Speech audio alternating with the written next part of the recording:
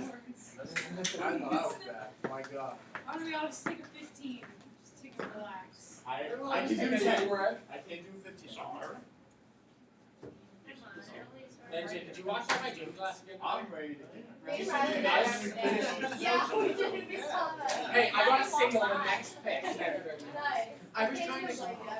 I was trying to kill the ball. And I was like, We watch this every day when we go to Sit down. I'm You humble. think you are? I'm Sean. I'll go to class. Nice to meet you. You picked up a prompt, which we're going to take a look at in a little bit. We did not get to finish off the analyzing argument notes from yesterday. I think we have 2 more to do. What was the last one you had? Non-sequitur? Yeah, I think there's 2 more that we'll hit. So that's not going to take us too long. So we're going to finish those up first. You picked up the DRQ prompt from last year's exam when you came in, so we'll take a look at that. Now, again, the whole idea is you're just getting a little bit more familiarity with the type of prompts that can kind of show up for that argument question. So, not saying this is a better one or a worse one. You might like one better than the other compared to the Orwell Huxley one, that we took a look at on Tuesday. But just give me a little bit of variety of the types of things that will come up. So we'll talk about that one. Not turning into essay assignment or anything like that, but again, just a little bit more familiarity. Nothing new, for tomorrow. Bedford Reader articles, read both of those. Reading check quiz. And again, the main thing, or one of the main things I want you to keep in mind while reading through the articles, since we're looking a lot extensively at logical fallacies, what are issues that you see with both arguments that Pollitt presents in the first article and then that Coulson presents in the second one? Did Justin answer for you? Do you have any more of these? Or? Of the Huxley one? Yeah. Yeah, I should somewhere. I think I have some back there. Okay. There's, it's also online. Oh, okay. Classroom. Okay. Thank you. You can steal mine. I think under AP exam materials. We can look there in a Thank minute. you. And then Monday, reading through chapter 16 for Catcher in the Rye. So tomorrow, Bedford Reader articles we'll take a look at. Monday, Catcher. We'll spend Monday and Tuesday next week going over stuff with Holden. So questions you have about that, let me know. I have 2 more essays, I think, for the Grapes of Wrath. Almost there. I see the light at the end. Well, Do what I do. See the light and then wait another week and a half. So, yeah, that's just like delaying the inevitable.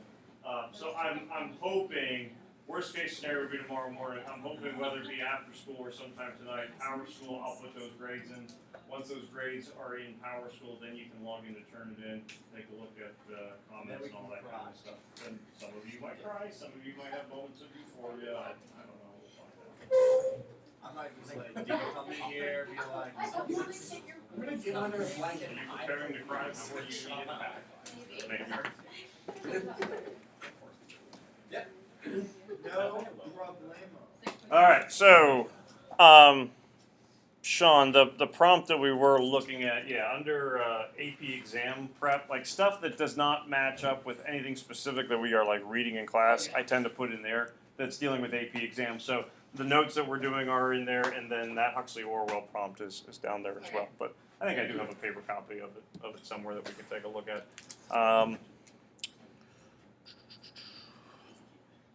So non sequitur, last one we took a look at. Remember, it does not match. We got 2 more: equivocation and ad hominem. Don't worry about that ad hominem at the bottom yet. There were at the beginning some that we did not go over with argumentation, so I'd still kind of look through them. But these last 2, hopefully. So equivocation. This happens more in extended arguments where sometimes you do it purposely and sometimes you do it by accident, or you shift the meaning of a key term within your argument. So it changes from one thing to another. Again, could be accidental. You might have it purposely happening, especially when it comes to like campaign ads or TV commercials, slogans, and things like that. There was a TV commercial for this furniture stuff that's supposed to make your old, worn furniture look nice and new. It's Amish Dutch Glow. It's a pure and simple solution from pure and simple people. So it's catchy so far as like that slogan idea, but what's happened to the words pure and simple?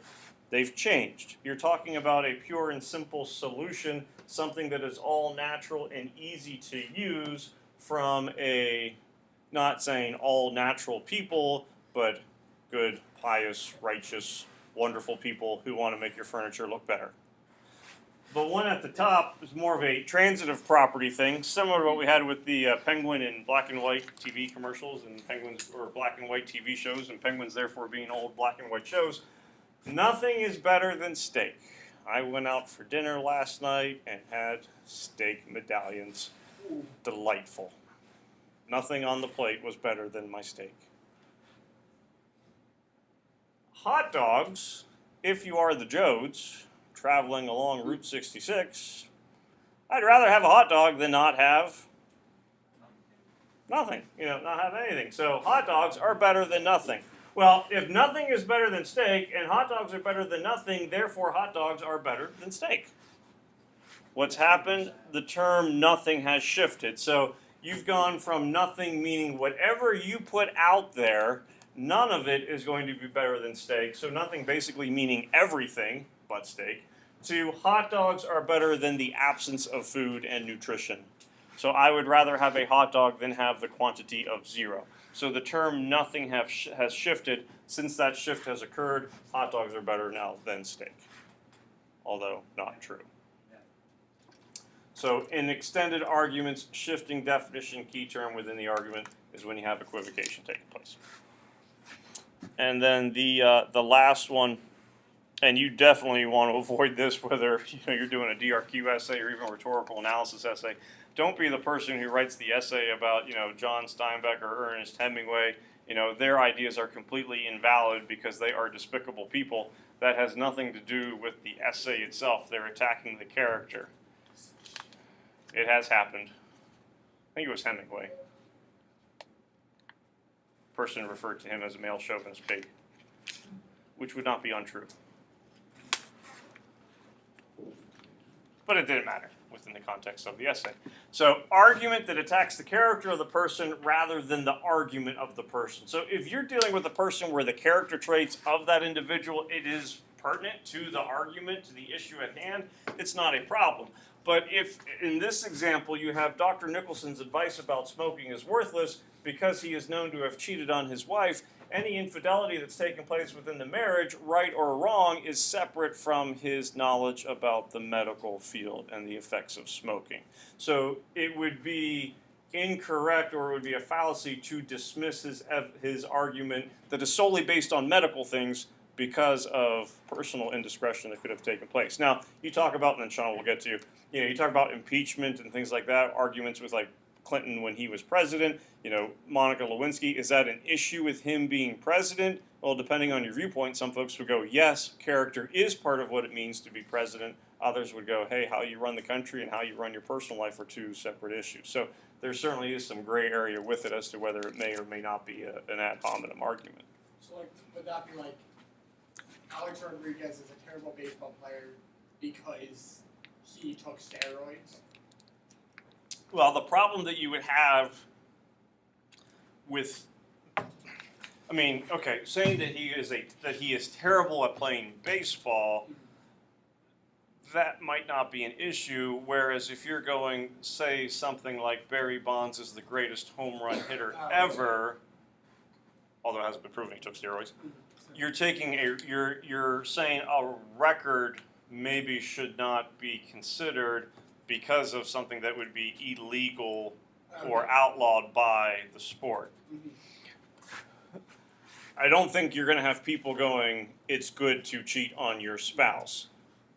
However, it is not illegal to cheat on your spouse, or you don't really get kicked out of the doctor profession for having cheated, on a spouse. Whereas in baseball, you can get suspended, you can get kicked out of the league for steroid usage. So that argument, there would be more of a relationship taking place there. If say, and obviously made up here, Mr. Kane is known to have attacked little kids. Therefore, he should be my teacher. Well, yeah, you do have an issue there because I'm around kids all day long. Sorry, still kids. So that does matter with the profession. If you are you love Fords more than GM, Mr. Kane drives a Chevrolet, he shouldn't be my teacher. Now you're talking about automobile preference, which is totally separate Okay. from, you know, what would be taking place in here. So, no, there are certainly some issues where it can connect with credibility. Courtroom, you know, reliable witness could be a big deal, and so if you are discrediting someone as being untruthful, that could be a big deal when you're trying to prove someone innocent or guilty, you know, and they're providing testimony for it. But if it's completely unrelated to the issue at hand, you can't simply attack the credit or character of the person and go, that's why he or she's Okay. wrong. Okay. If you wear your Chris Kunitz jersey, you know, we can't go, Sean, get out of here. You know, you're not a good student. You're supporting Tampa Bay. Those are two totally different things. Okay. And that's the last one. Any questions about any of those?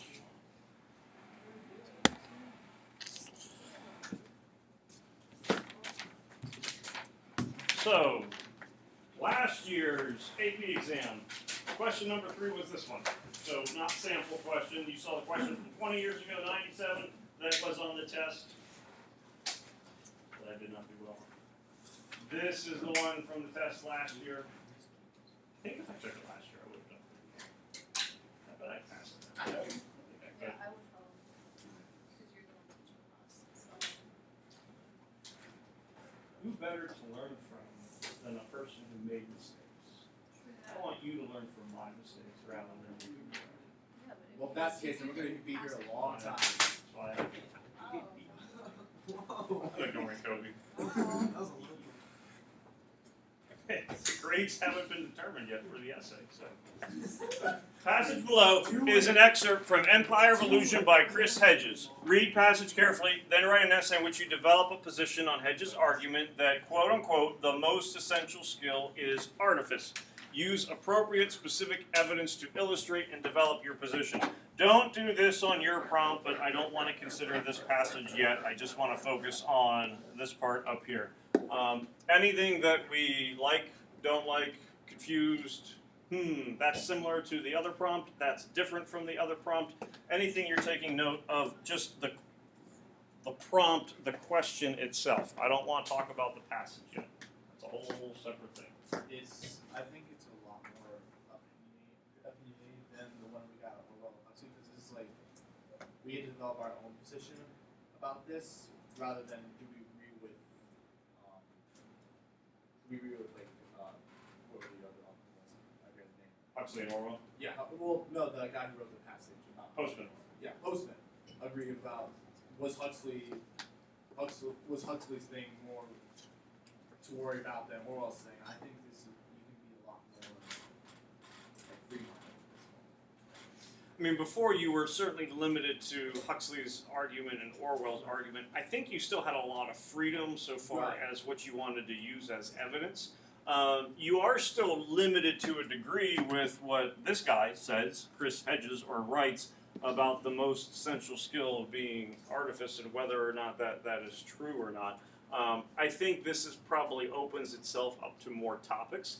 I do think, and I know we haven't read it yet, I do think after reading the little passage, and it's a short passage, you know, compared to the Huxley-Orwell one, I do think some people limit their argument based on some of the content of the passage, but we'll get to that first. Some of us, we might be having a question about what in the world is, yeah.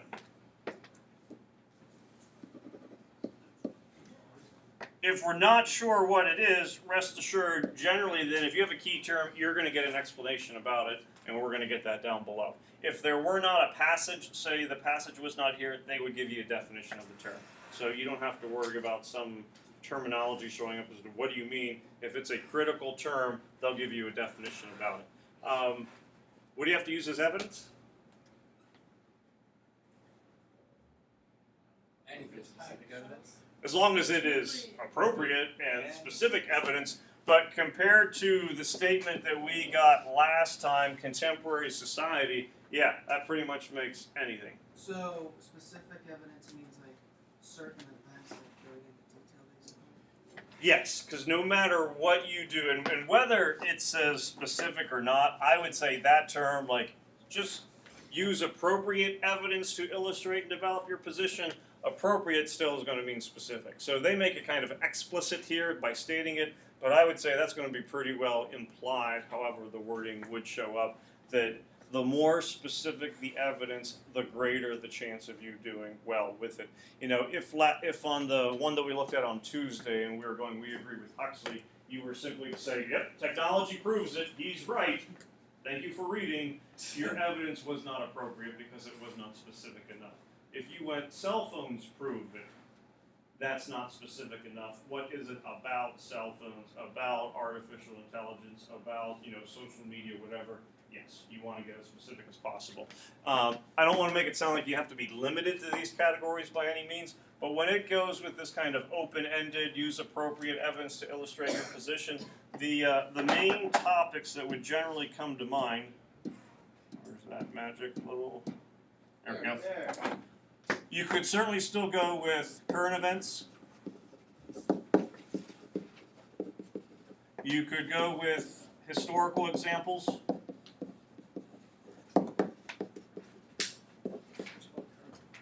You could go with, assuming they're true, personal examples. Don't make something up. And the fourth one that a lot of folks go, I don't know if I would ever really use that, but you might. You can, because it's AP English Language and Composition, you can go with literary examples. I mean, you could technically go media, whether it be TV and movies as well. They tend to look at literary ones with a little bit more of a kinder disposition. But, you know, if there's a great movie example that you have in mind, I wouldn't scrap it just because it's not a book, or you don't know the book. Well, like literary examples, like is that non-fiction? Because like It could be. This is a big gray area. Okay. Yes, it could be fiction, it could be nonfiction. So you read something in your history textbook or psychology textbook that is going to be useful, by all means you can go ahead and use it. You read something within the Grapes of Wrath, they're not going to have a big deal about it. If you are the Harry Potter #1 biggest fan of the world, and every example that you use must incorporate Harry Potter in some way, you could be taking a little bit of chances. And in the way that they like it to be, quote unquote, examples of literary merit. What does that mean? No one really knows for sure. I wouldn't be using, you know, Captain Underpants as your main example or anything like that. You'd like that it has a little bit more maturity to it. But if there's that perfect Harry Potter example, probably okay.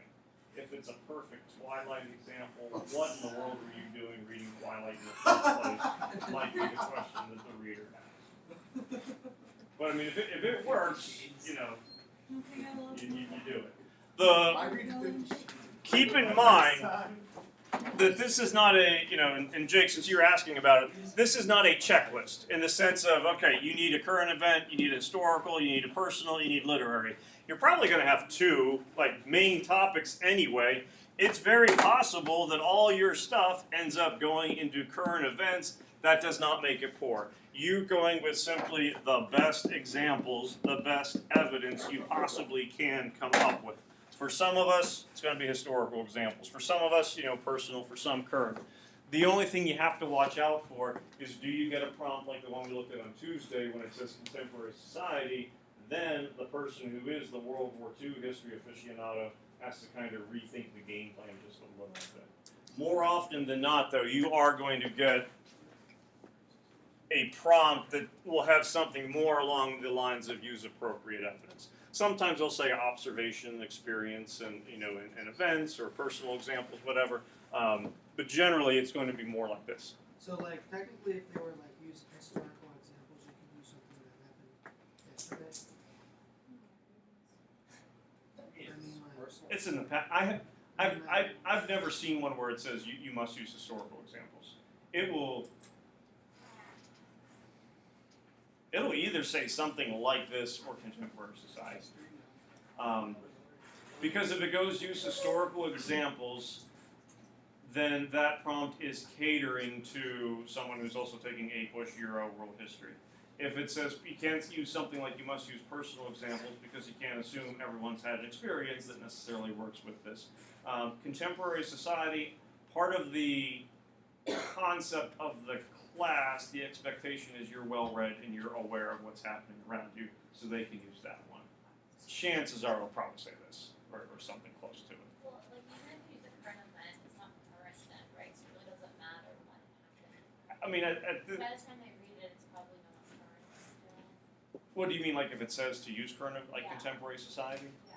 Contemporary society, you can be pretty safe in that it would be within the last 5 years is fine. That's still contemporary. 2011, while long ago for you, is still considered contemporary society. It seems so Once you get into things like 1997, that could be a little bit of an issue because that's before your actual birth date. So I might be holding on to those years, but that's probably not going to be contemporary society anymore.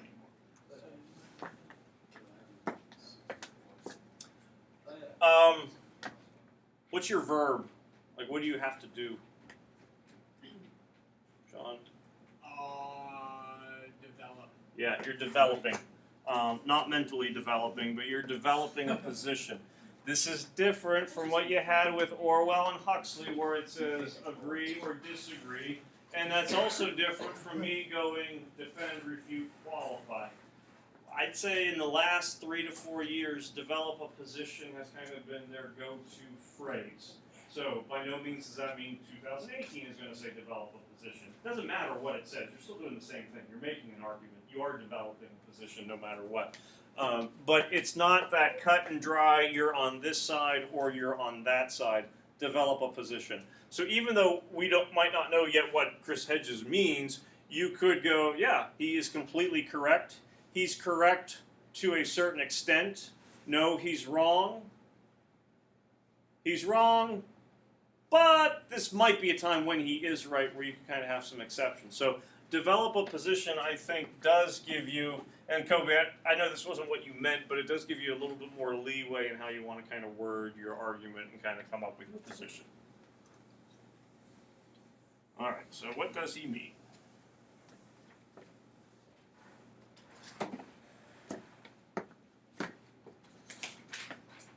The most essential skill in political theater and a consumer culture is artifice. Political leaders who use the tools of mass propaganda to create a sense of faux intimacy with citizens no longer need to be competent, sincere, or honest. They need only to appear to have these qualities. Most of all, they need a story, a personal narrative. The reality of the narrative is irrelevant. It can be completely at odds with the facts. The consistency and emotional appeal of the story are paramount. Those who are best at deception succeed. Those who have not mastered the art of entertainment, who fail to create a narrative, or do not have one fashioned for them by their handlers, are ignored. They become quote-unquote unreal. An image-based culture communicates through narratives, pictures, and pseudo-dramas. So now you're getting your context as to, okay, what does it mean to have that most essential skill? What does it mean? Like, what is the definition then of like the key term? What is the most essential skill according to Hedges? What do you have to do? Because if you pick the wrong definition, your whole essay is going to be off, and you're going to be off prompt, and you're stuck in two land. Well, when I was looking through this, I kind of thought of a quote from this movie. The greatest trick the devil ever pulled was persuading the world he didn't exist. I think that's basically what artifice is. You are basically giving up a show and basically hiding your true self from the masses in order to get somewhere or to get something. You're walking that fine line. You could be okay, you could go the wrong way. I would say is where like that answer kind of goes. So without going into like the movie quote, like in your own words or somebody else's, what is it? I think it's basically just Then like, Grace will come to you next. it's in the sense of this, it's like basically acting. Okay. In like you're not showing your true personality, you're not showing your true qualities. You were basically putting on this show or this persona or this false persona in order to get something. Okay. I wouldn't say it's quite acting because it can be based on fact. I'd say it's more like creating the image that you want for yourself. So it's like making people perceive you the way you want. Okay, so creating. Anything else? And didn't work there. Creating an image. And kind of going along with creating an image and kind of going along with acting, you put the two together. I think maybe like the key word that Hedges use is having a story that is what for the audience? Emotional. Not necessarily false, Entertaining. entertaining, or at the very least relatable. That is going to allow you to make some kind of connection. Here's where you could go off topic. And Kobe, you didn't go there, but you were getting kind of close. And it would be like a situation where maybe one body paragraph goes off topic. If your whole essay ends up being about lying, you're off base. Now, can lies take place in this? Sure, they can. I mean, he states that they can. But the big idea is about creating that story, in some cases through any means necessary, but it doesn't mean lying has to happen for it. So if you were to go, this is simplistic, example here, Hedges is absolutely correct. Everyone I know lies. I sit at the cafeteria table, people lie all the time. I lie to my parents lie to me, I lie to my friends, they don't care, we're all happy, whatever, we lie. He's right, everyone lies off base. And Jake, not that you would be doing this, but you asked about like specific evidence, so you go into detail about like the gossip circles that would be taking place. If everything is going back to lying, it doesn't matter how specific because that evidence is not appropriate for the argument at hand. So the big thing is, do you agree with him? And it's not simply that people do this because you're developing a position about what? That this is the most essential skill. So you could kind of qualify and go, you know what, he's right. Most folks who do, or many folks who succeed will do this, but it's not the most essential skill, and then you could pick something else that is. Now you still have to be able to support it. So you could agree that it happens, but if you disagree with that part, then you don't agree with his argument completely. So there is still a lot of thinking that kind of takes place with it. You have 40 minutes, go. What's your initial reaction? Yes, I agree, no, I don't. You, I agree. no, but I'm not sure how to support it. Yeah. Okay, Yes. you're in the middle. I agree. Agree, I agree. agree. What you want me to do is, and I don't get it yet. Wait a minute, You a start pencil crying biter? now. Are you a pencil biter? No. Yeah, That's good. Just like a, I had a pen capture years ago. Ooh, she just would go, she got a 5 on the exam, so, if you chew your pen cap, false analogy. That would be a false analogy. Straight up But it might work. you just eat my legs. Here's my guess. If this were and a keyword if this were a TWA, after you stop, after you get yourself kind of together, and you start writing about something, I am guessing the majority of you agree, and I'm also guessing that the majority of you use a specific individual from contemporary society as your main element of support. Whenever they give us like these 40 That was minutes. climactic, and that's not what I was looking for. Sorry, that's just I part got of it. But I'll humor your. Whenever they give us 40 minutes, does that include reading it or not? You have 2 hours and 15 minutes. Okay. So you have 15 minutes to look through the prompts. Okay. Before you go, yes, understand that one of your prompts, which we have not gone over yet, is going to have 6 or 7 sources that you will need to read. That's why you have the 15 minutes. They're really designated for those sources. You'll probably finish reading those sources in 10 to 12 minutes. Okay. So during those first 15 minutes, you can't write the essay. You can write stuff down on the prompts. So before the 2 hours begin, you will have probably at least acknowledged that that question exists. Probably won't have given it a long thought yet. Then you have 2 hours, go, you can start writing. So the way it is designed, yes, your 40 minutes would include time to read, digest, think, and then Okay. if you know what it is that you want to write, you can write it without any problems in 30 minutes and be fine. Maybe not right now, but by then by the time May rolls around, you can. And some really are like just this size. For the argument question, I would expect something closer to that than, Okay. can't promise, Yeah. but I would expect. Rhetorical analysis is going to be, Mhm. like the papers, like what you did for part. Okay. Byron, help me out here. What were you gonna say? Before Sean, Oh, I said Donald Trump. yeah, I would expect that most of you are right about Donald Trump. Now, not again worried about whether you agree or disagree politically. If someone went, Donald Trump is a liar and he never should have been elected president, you are 100% off base, off prompt, off topic. You are getting a 2. So you Wait, how cannot. would you even get a 2 on it? We'll take a look at the rubric It's a all little tough, later you on. get it. But a 2 is not good by any means. So whatnot. Now. Oh, it's about No, it's not about to get messy because you're mature adults and we can talk about someone without going, this is why you should or should not have voted for him. I don't care about any of that stuff.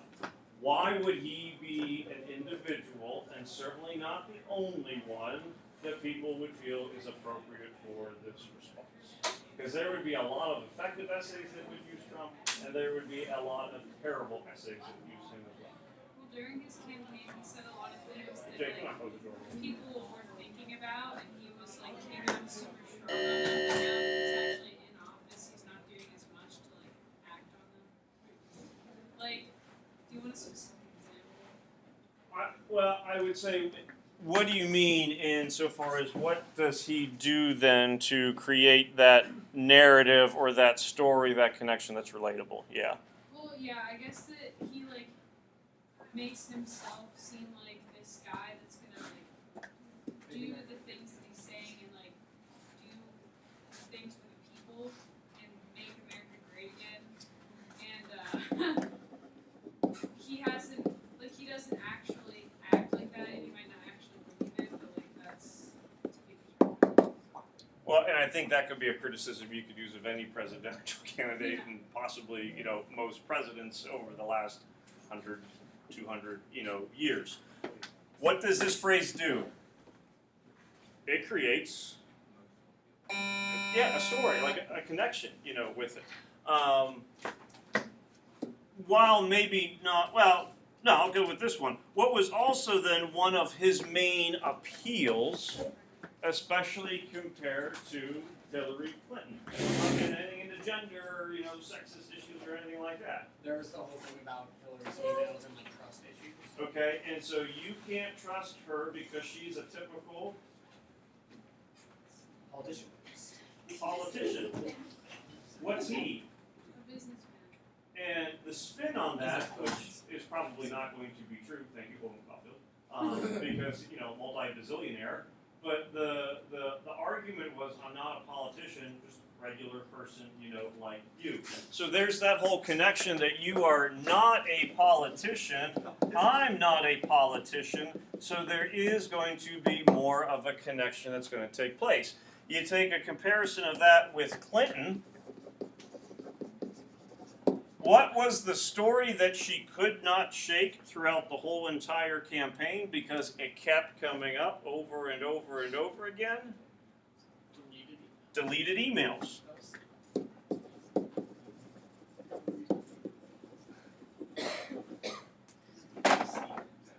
How significant of an issue? It varied from voter to voter.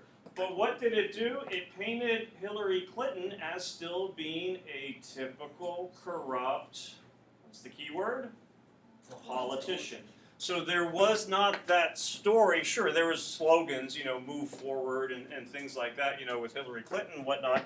But he created a narrative of I'm not a politician, therefore you can kind of relate to me better.